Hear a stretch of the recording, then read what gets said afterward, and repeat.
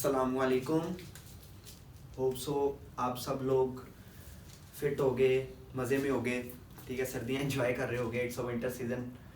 तो बाहर धुंध भी बहुत ज़्यादा है। ठीक है, आजकल टेम्परेचर जो है वो 9 डिग्री चल रहा है।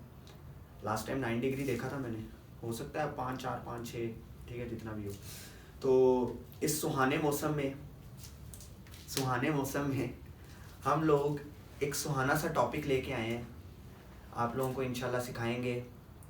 लास्ट टाइम हम लोगों ने देखा था वर्क कांस्टेंट फोर्स से, और मैंने फार्मूला लिखवाते हुए वाज़ेह अल्फाज में एक वर्ड्स यूज किए थे, डेफिनेशंस के बताते हुए कि the force which is present in later on discussed formula of work, what does it mean? It means that force is constant. Last video लाजमी देख के आओ। जिसने लेक्चर मिस किया है वो पहले लास्ट वीडियो को देख ले, थोड़ा सा टाइम स्पेंड कर ले। जहाँ पे मूवीज इंस्टाग्राम्स पे टाइम स्पेंड करते हो, ठीक है, तो इस पे भी थोड़ा सा टाइम स्पेंड कर लो। ठीक है, तो आज हम लोगों ने देखना है, आज हम लोगों को ये चीज देखनी है कि work done by variable force क्या चीज है। वर्क का तो बड़ा ही डिटेल में डिस्कशन हुआ, मतलब थोड़ा सा ज्यादा डिटेल में नहीं हो पाया था, एक्सटेंसिव लेक्चर हो गया था। Work done by variable force. अब कुछ लोग इधर ना एक चीज कहते हैं कि सर हमारा मीडियम चेंज हुआ है, तो हमें काइंडली उर्दू में मीनिंग्स बता दिया करें ताकि हमें लर्निंग में और अंडरस्टैंडिंग में आसानी हो। तो मुझे लास्ट टाइम काफ़ी मैसेजेस आए उर्दू मीडियम्स वालों के, तो इंशाल्लाह I will try my level best to explain each and every word of the topic. मैं अपनी पूरी कोशिश करूंगा कि मैं हर टॉपिक का जो वर्ड होता है, जो कि डिफिकल्ट वर्ड है, उसका उर्दू में मीनिंग लिख दूं। वेरिएबल का मतलब होता है चेंज। अब चेंज तो इंग्लिश वालों को भी पता है, उर्दू वालों को भी पता है। तब्दील, ठीक, उर्दू में गलती हो जाए तो माजरत, इंग्लिश में गलती हो जाए तो माजरत, फिजिक्स में गलती हो जाए तो माफी नहीं देनी, वो आपने मुझे बताना है। ठीक है, कि सर आपने ये गलत बताई है चीज। तब्दील, ठीक है। वेरिएबल फोर्स, सबसे पहले तो आसान तरीन लफ्जों में सुनो। लास्ट टाइम मैंने बताया था कि ना तो आपके पास फोर्स कांस्टेंट होगी, ना तो उसकी डायरेक्शन चेंज होगी, ना उसका मैग्नीट्यूड चेंज होगा। आज मैं आपको बताऊंगा कि फोर्स आपके पास वेरिएबल कब होगी, जब इसकी डायरेक्शन और मैग्नीट्यूड चेंज हो जाए, या दोनों में से एक भी चेंज हो जाए, तब भी फोर्स वेरिएबल हो जाती है। अभी आपको एक एग्जांपल देता हूं, बहुत मजेदार एग्जांपल है। ठीक है, इधर देखो, ये आपके पास एक block, mass M, already का वर्ड ही यूज कर रहे हैं, चलो रेडी यूज कर लेते हैं। ठीक, बॉयज को बहुत तकलीफ होती है रेडी के वर्ड से। अच्छा, मैस एम को फर्ज कर लो मैंने फोर्स लगाई F इक्वल्स टू 20, और यहां पे एक वेरिएबल। अभी ये वेरिएबल, कांस्टेंट, कोफिशिएंट्स, ये सारा अलजेब्रिक पोर्शन जब आप लोगों ने स्टडी किया था ना, 9th 10th में पढ़ा होगा, हम लोगों ने तो पढ़ा था पुराने वक्तों में। ठीक है, तो पता नहीं आप लोगों ने पढ़ा है, थोड़ा सा समझाने की कोशिश करूंगा। फर्ज करो कि यहां पे जो ये पॉइंट है ना, ये था 1, और ये यहां तक आ गया, ये पॉइंट था 5, यानी कि x 1 से स्टार्ट हुआ और x 5 पे एंड हो गया। ठीक, ऐसे, ठीक है, x1 to x5, ये इक्वालिटी है, ये इक्वालिटी है, थोड़ी सी राइटिंग प्रॉब्लम है। ठीक है, 1 to 5। अब आप लोगों के ज़हन में बड़े शातिर हो आप लोगों के ज़हन में एक ट्रिक आ रहा होगा कि सर ठीक है 1 से 5 तक गया, हम क्या करते हैं, पहले x की जगह 1 पुट करते हैं, फिर 2 पुट करते हैं, फिर 3 पुट करते हैं, फिर 4 पुट करते हैं, फिर 5 पुट करते हैं। जो जो फोर्सेज आएंगी उसको 1 पे, 2 पे, 3 पे, 4, 5 पे रख के इक्वेशन में हम सॉल्व करके निकाल लेंगे। लेकिन बेटा ऐसा नहीं होगा। सुनो, वर्क का फॉर्मूला था W equals to F D cos theta. ठीक, और ये F उस वक्त था जब फोर्स क्या हो, फोर्स कांस्टेंट हो। फोर्स क्या हो, फोर्स कांस्टेंट हो। अब तो फोर्स वेरी कर रही है, किस तरह वेरी कर रही है, चलो देखते हैं। क्या 1 के बाद 2 ही आता है? 1 के बाद मैं कहूं 1.00001, गलत हूं? 1.00002, 1.00003, 1.00004, 1.00005 up to so on and then 5. How you can calculate work now? अब किस तरह कैलकुलेट करोगे? अब क्या करोगे? छोटे छोटे छोटे छोटे छोटे छोटे छोटे छोटे पोर्शंस को इकट्ठा करोगे। समझ आई? तो हम लोग इधर क्या करेंगे? आप लोगों के जेहन में आ रहा होगा, हम करेंगे एफ डी, मतलब फोर्स भी इधर है, डिस्प्लेसमेंट भी इस तरह से है, ठीक है। हम लोग करेंगे जी एफ डी आ जाएगा, लास्ट टाइम ये डिस्कशन हुई है, ठीक है, ये इसमें नहीं जा रहा मैं। अब आप कहोगे जी 20x की जगह हमने 1 रख लिया। इधर से देखो जरा, अब इधर से फोर्स अगर मैं x 1 पे देखूं तो मुझे इधर क्या रखना पड़ेगा? 20 इंटू 1, तो मेरे पास क्या आ जाएगा? 20 न्यूटन, यानी कि 1 पे 20 आ गई, ठीक। तो मैं रखूंगा जी 1, मेरे पास एक वर्क आ गया। अब आपके ज़हन में होगा क्या करें जी? अब हम यहां से पुट करें, ये कोमा डाला है मैंने, 20 इंटू 2 कितना आ गया? 40 न्यूटन आ गया, ठीक। और 40 न्यूटन को 40 और x की जगह क्या पुट किया? 2, तो आप 2 से ज़रब करोगे तो आपके पास 40 इंटू, क्या बेटा इनके बिटवीन कोई फोर्स नहीं है, एक के बाद डायरेक्ट 2 आ गया। 1 के बाद अगर मैं 1 के बाद इधर इक्वेशन में देखो F इक्वल्स टू 20x, अगर देखो 20x को 20x 1 से स्टार्ट था, मैं कहता हूं 1.1 लो, रफ फिगर लिया मैंने, 1.1 ले ली, इससे पीछे भी बहुत फिगर्स होंगे, बहुत फिगर्स होंगे। 20.1, 20.002, ये रफ वैल्यूज लिख रहा हूं, 20.0003, ठीक। अब ये इतनी इसके नीचे वैल्यूज हैं, वो कहां जाएंगी? वो तो नहीं इस तरह आप लोग कैलकुलेट कर सकते। तो यहां पे एक दरार पड़ गई, रिश्ते में दरार पड़ गई दोनों टॉपिक्स के, ठीक। वेरिएबल फोर्स का कॉन्सेप्ट बिल्ड हुआ, दिमाग में समझ आई कॉन्सेप्ट क्या है। अब सबसे पहली बात याद रखो, डायरेक्शन मैग्नीट्यूड चेंज, उसके बाद ये वाला कॉन्सेप्ट आप लोगों ने दिमाग में छाप लेना है, ठीक है। छापा मारते हो ना, टेस्ट में नकल मारते हो, वैसे छापना है, ठीक है। अच्छा, अब हम चलते हैं थोड़ी सी इसकी एग्जांपल्स पे।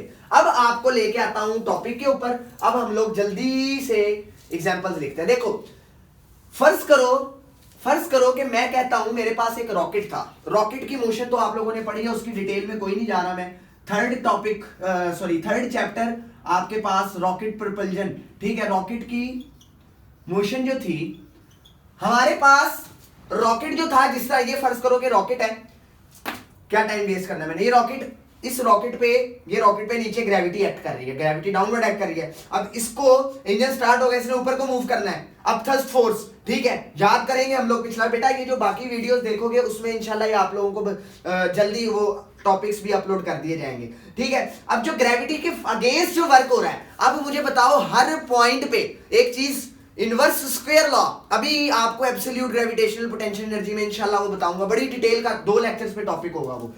हर पॉइंट पे अलग अलग फोर्स लगेगी, हर पॉइंट पे, हर छोटे से छोटे पॉइंट में, जितना आप सोच भी नहीं सकते उतने पॉइंट पे फोर्स चेंज हो जाएगी, ठीक है। तो एक तो होगी रॉकेट की मोशन, ये वेरिएबल फोर्स। एक आपके पास थोड़ा सा, सर एक तो आप पुरानी बातें बड़ी करते हैं, स्प्रिंग। याद करो एक लॉ, हुक्स लॉ, क्या होता था? ये एक स्प्रिंग था, इस स्प्रिंग को स्ट्रेच करते थे, एक इसके अंदर फोर्स रीस्टोर हो जाती थी आपके पास, यानी कि अगर आप इसको यूं खींच रहे हो एज ए रिएक्शन, ये मूव किस तरह, इसको आपने एक्सपेंड किया तो ये मूव किस तरह करना चाहेगा? इनवर्ड।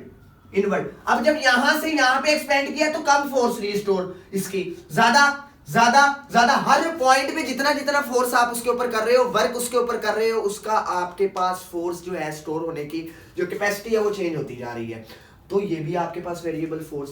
अब इसका क्या करें? इसको स्टडी करते हैं मैथमेटिकली हम लोग, बड़ा ही आसान है।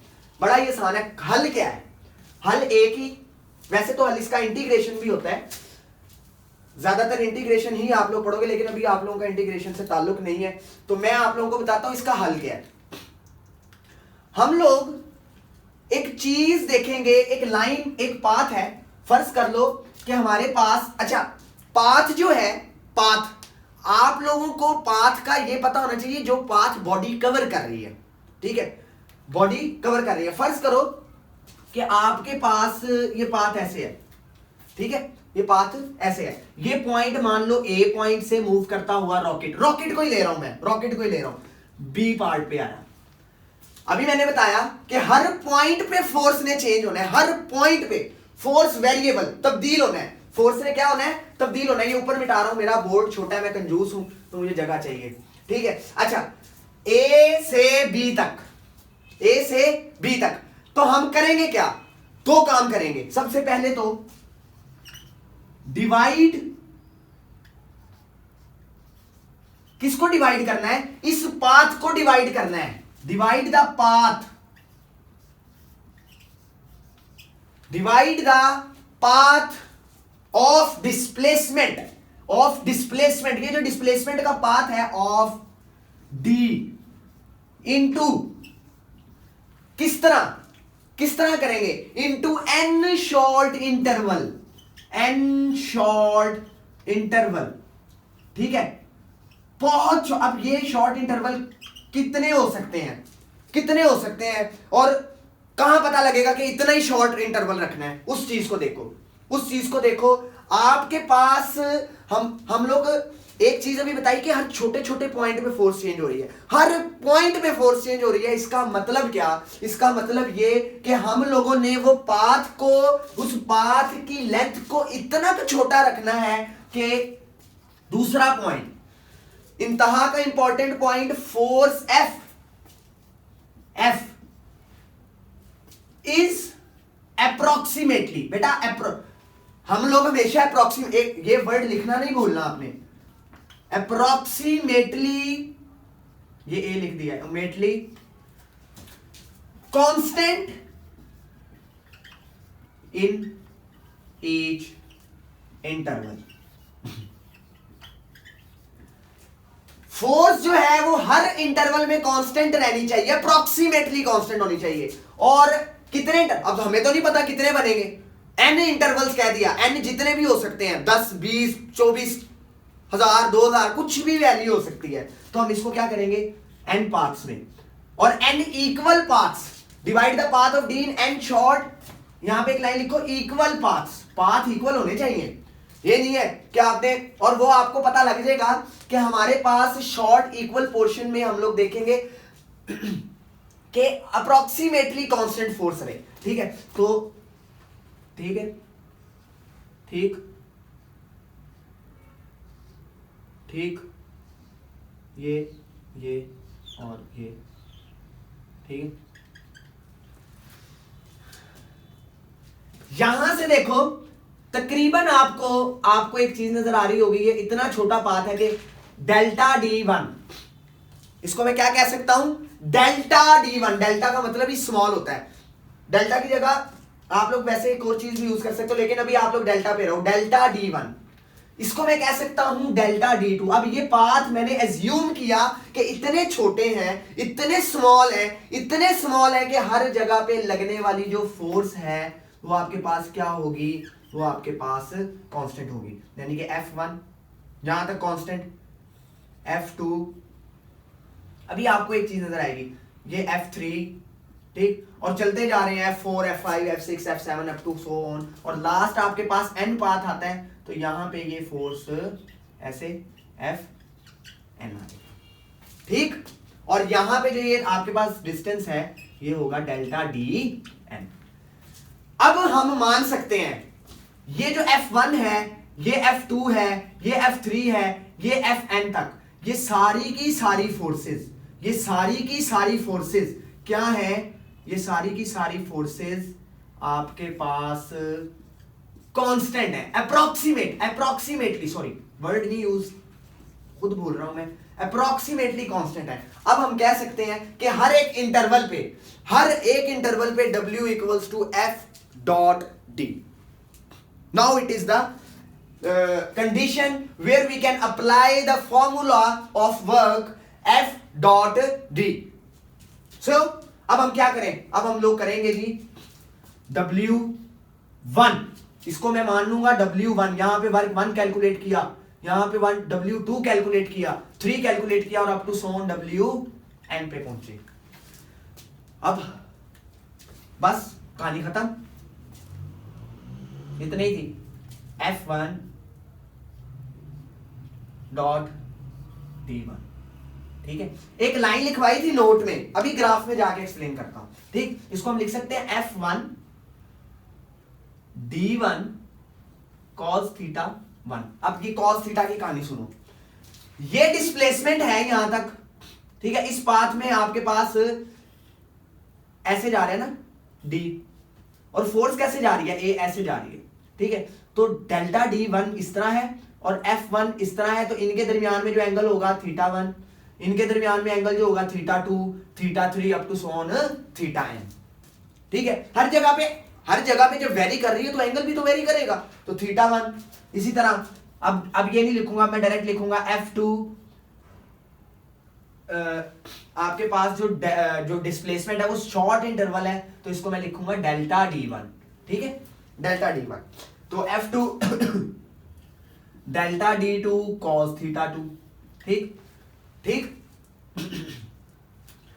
W3 F3 delta D3 cos theta 3। बेटा एक और चीज, जरूरी नहीं है कि हम लोग कभी कभी ऐसी कंडीशंस भी आप लोगों को इंशाल्लाह के मैं आप लोगों को आप इधर एक इनकी एमसीक्यूज की वीडियो बनाऊं, टाइम लगे मुझे तो मैं आपको बताऊंगा कि जरूरी नहीं है कि हम लोग हमेशा फोर्स का कंपोनेंट रिजॉल्व करें, रेजोल्यूशन ऑफ फोर्स कंपोनेंट लें। ठीक है, रेजोल्यूशन ऑफ वेक्टर आप लोग पढ़ के आए हो मैट्रिक में, जरूरी नहीं है, हम लोग डिस्प्लेसमेंट का कंपोनेंट भी यूज कर सकते हैं। वैसे आपको बता रहा हूं, लिख लो, कहीं पे भी लिख लो इस चीज को, कभी बताऊंगा। ठीक है, F3 delta D3 cos theta 3। ठीक, अप टू सो ऑन, आखिरी पाथ पे पहुंचे, WN कैलकुलेट किया तो देखा WN equals to FN delta DN cos theta n।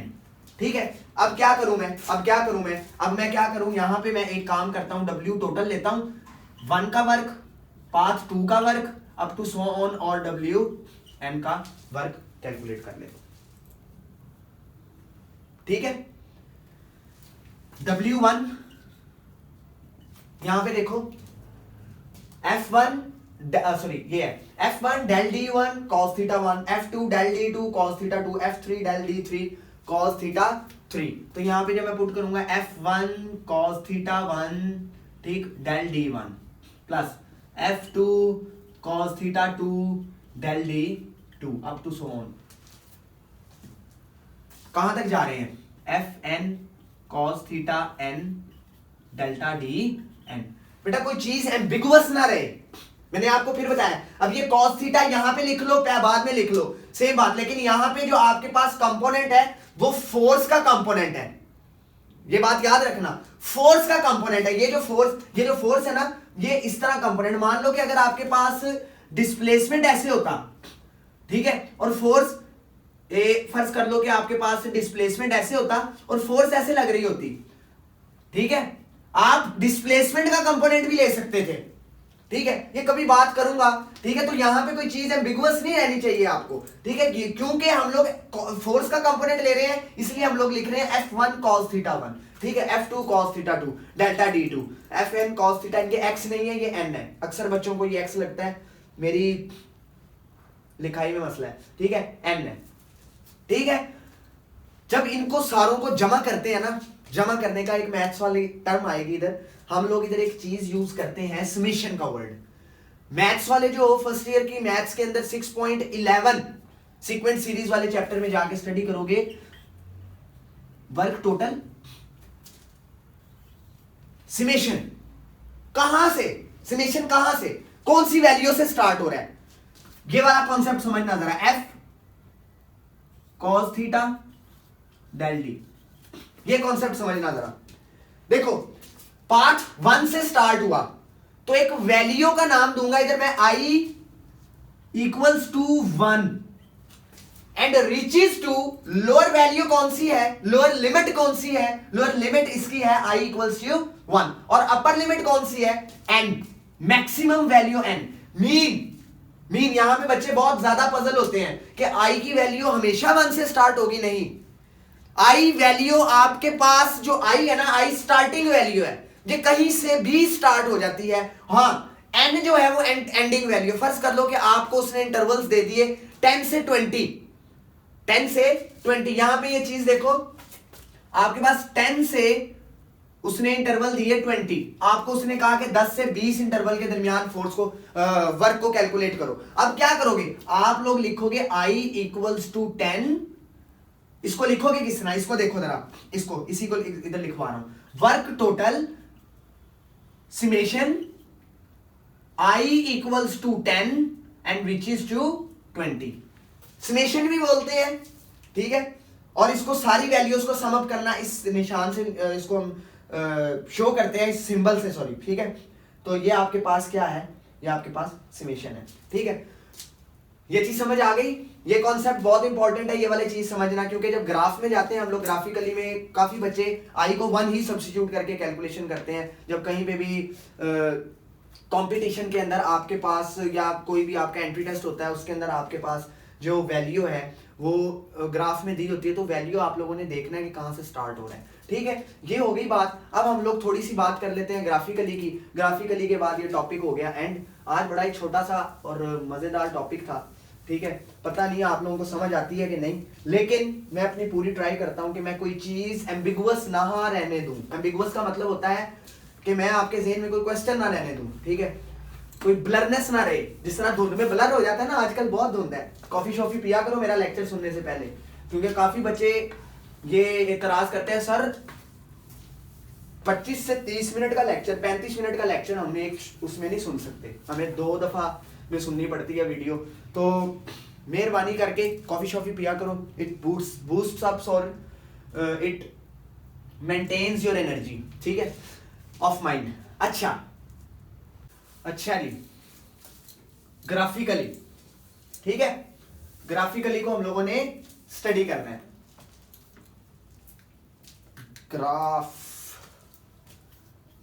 Graphically, चलो जी आ जाओ। अब देखो एक लाइन लास्ट टाइम की याद करवाऊंगा, when the component of force, या when the force is not acting in direction of displacement, then क्या हुआ था, याद करो जरा लास्ट टाइम, ठीक है। F cos theta X axis, और कौन सा था, Y axis, sorry Y axis, और डी कहां पे था, एक्स एक्सिस, ठीक है, पहले उल्टा लिख दिया था। अब एक बात सोचने की है कि ये तो ग्राफ पहले देख लो ना, फिर सोचते भी हैं, सोच के बगैर तो तरक्की नहीं कर सकते। ये देखो, फर्ज करो कि आपके पास, ठीक है, ऐसे ये एक वेरिएबल फोर्स है, आपके पास एफ कॉस थीटा, और यहां पे क्या आएगा, मैग्नीट्यूड ऑफ डिस्प्लेसमेंट। अच्छा, अब देखो हुआ क्या था, ये आपके पास हर पॉइंट पे एक फोर्स, यहां पे देखो इस वैल्यू को कैलकुलेट करो, ये यहां पे कैलकुलेट करो इस वैल्यू को, तो फोर्स हर जगह पे चेंज हो रही है, ठीक है, ये वेरिएबल फोर्स का। अच्छा बेटा, एक और चीज इधर डिस्कस कर दूं कि आपके पास जो कंपोनेंट ऑफ फोर्स है ना, यानी कि एफ कॉस थीटा है, वो आपके पास डेल्टा डी, यानी कि ये जो कंपोनेंट है ये आपके पास डिस्प्लेसमेंट डेल्टा D1, यानी कि यहां पे जो कंपोनेंट होगा F1 cos थीटा 1 होगा, ठीक है, F1 cos थीटा 1, ठीक है। यहां पे F2 F3 F4, यानी कि delta D2 delta D3 up to so on delta Dn, ठीक है, up to so on delta Dn, यानी कि ये जो आपके पास कंपोनेंट डिस्प्लेसमेंट का जो ग्राफ है, जो एक्स एक्सिस पे आपने डिस्प्लेसमेंट ली है, उसको आपने इतने स्मॉल इंटरवल्स में स्प्लिट कर लेना है कि आपके पास जो फोर्स है वो क्या हो, दोबारा वही बात कि अप्रोक्सीमेटली कांस्टेंट हो।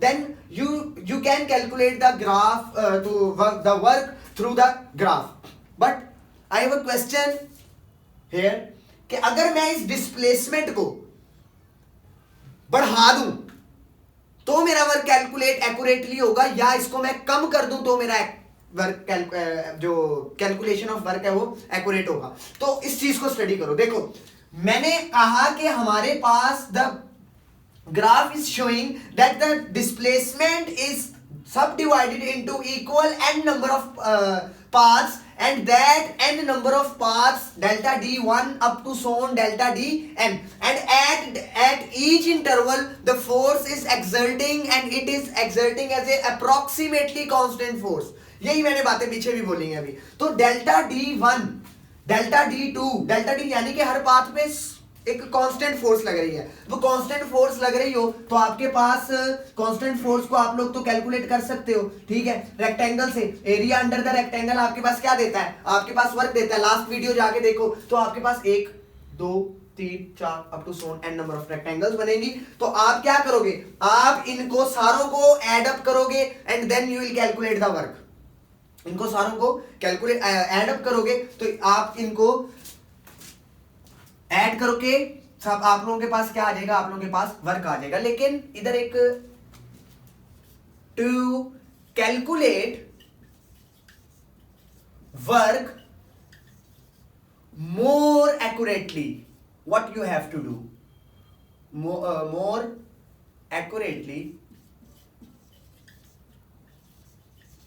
what you have to do, you have to split the paths of displacement into n intervals, equal intervals, but there is the condition of one thing, that d approaches delta d1 delta d2 delta d3 up to so on delta dn, it should be approaches to 0, it should be approaches to 0। अब मैं करता क्या हूं, मैं इधर एक काम करता हूं कि मैं आपके पास w इक्वल्स टू 1, ये w1 है, ये w2 है, w3 up to so on, f1 cos theta 1 delta d 1, ठीक है।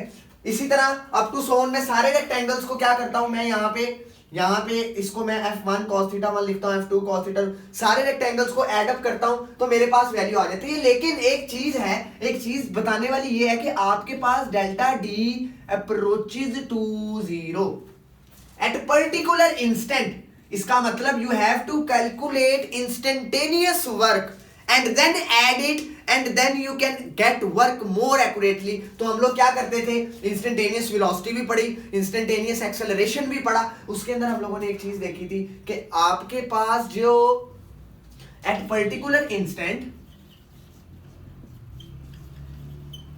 किसी भी पर्टिकुलर इंस्टेंट पे limit del D approaches to 0 F, ठीक ठीक है, ठीक हो गया आपके पास, ठीक है, दरमियान में एंगल आ जाएगा, ठीक है। अब ये तो हो गई बात इसकी। अब तो ये मेरे पास एक तो नहीं है, मेरे पास तो इधर 1 2 3 4 up to so on n number of intervals हैं। अब मैं क्या करूं, अब मैं एक काम करूंगा, अब मैं क्या करूंगा, अब मैं पहले पाथ लूंगा, उस पे पहले पाथ को कैलकुलेट करूंगा, दूसरे पाथ को कैलकुलेट करूंगा, तीसरे को कैलकुलेट करूंगा, पीछे किया है, सारों को ऐड करूंगा, उन पे लिमिट अप्लाई कर दूंगा। यानी कि फिर आपकी बुक में वो लिखता है इस तरह से, limit delta D approaches to 0, delta D approaches to 0, then summation I equals to 1 and up to so on n f I cos theta i delta D I, ठीक है। आप लोग इस तरह से, ये कभी भी ना करना बेटा, ये बच्चे इधर गलती करते हैं, इसको ना अक्सर इस तरह लिख देते हैं। अक्सर ये बायो वाले ज्यादातर जो मेरे वीडियोस देखेंगे वो सोचते होंगे सर तो बायो वालों के बहुत खिलाफ है। नहीं बेटा, मुझे बायो वाले बहुत अच्छे लगते हैं, लेकिन मैथमेटिकली ना वो थोड़ी थोड़ी छोटी छोटी सी मिस्टेक्स कर जाते हैं। क्या देखो, w इक्वल्स टू, वो ये भी लिख सकते हैं इसको, summation I equals to 1 approaches to n, sorry ending at n, और limit delta d approaches to 0 f I cos theta i delta d i। तो बेटा ये ठीक इस तरह नहीं लिखना, इस तरह नहीं लिखना। अब ये आपको ये ना पूछेगा क्यों नहीं लिखना, बिकॉज मैं फिजिक्स करवा रहा हूं, आप लोगों को, मैथ्स वालों को तो पता लग जाएगा कि इस तरह नहीं लिखना है, इस तरह लिखना है, इस तरह लिखना है या इस तरह लिखना है। आप लोग मैथ्स वालों ने जब जाके सेकंड चैप्टर को पढ़ना है ना, when they will go in second year and they will study limits and functions, there they will study the basic and the advance concepts of limits. ठीक है, लिमिट्स के फंक्शंस आप लोग उधर डिफाइन करोगे। ठीक है, तो बेसिकली आपके पास ये वाली जो उसने फॉर्मुलेशन लिखी है ना, ये लिखी हुई है वर्क को मोर एक्यूरेटली कैलकुलेट करने के लिए। जल्दी से एक चीज और एंड पे लाइन एक लिखवा देता हूं आप लोगों को। अगर मैं इन एरियाज को सबको सम अप कर लूं तो सर जरा अपने ज़हन के अंदर एक इमेजिनेशन बनाओ कि ऐसे आई थी, ये ज्यादा ही खूबी सी बन गई है, ये इस तरह से। ठीक है, तो ए ऐसे और ये, इनको फर्स्ट इंटरवल से एन इंटरवल तक लिमिट अप्लाई करके इतना छोटा लिमिट जो डी है छोटा कर दिया कि फोर्स आपके पास अप्रोक्सीमेटली कांस्टेंट, ये शेडेड एरिया आ गया और ये एरिया अंडर द ग्राफ जो है आपके पास क्या देगा, आपके पास वर्क देगा। तो इधर मैं आपको एक लाइन लिखवा देता हूं, total area of rectangles, total area of rectangles is equal, किसके इक्वल, किसके equal, is equal to area under f cos theta and d। ठीक है बेटा जी।